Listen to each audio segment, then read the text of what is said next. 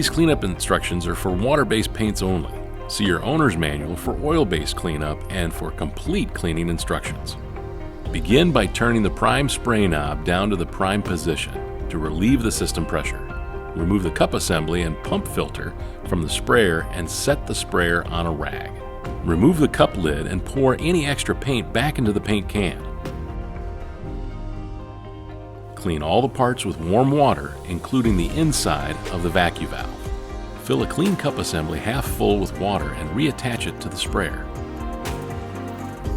Verify the prime spray knob is pointed down to the prime position.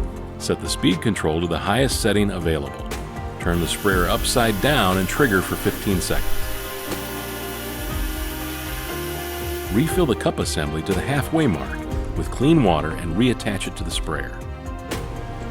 Turn the prime spray knob forward to the spray position and turn the spray tip to the unclogged position. Turn the sprayer upside down and trigger it for 15 seconds. Turn the spray tip to the spray position and trigger it for 15 seconds. Repeat the cleaning steps as needed until the sprayer is clean. Turn the prime spray valve to the prime position to relieve system pressure. Unplug the power cord. Remove the spray tip and clean it with warm water and an old toothbrush. Also clean the spray tip guard and pump filter. Reinstall the spray tip and turn it 90 degrees for storage. Empty the remaining fluid from the cup, and finally, wipe the paint off the outside of the sprayer using a soft cloth dampened with warm water. Before storing your sprayer, be sure it's filled with Pump Armor storage fluid for trouble-free startup.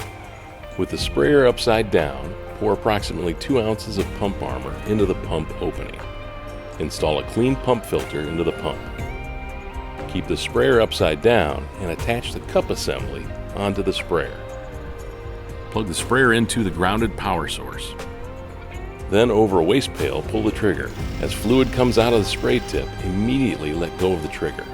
Turn the prime spray valve to the prime position to relieve system pressure and immediately back to the spray position for storage.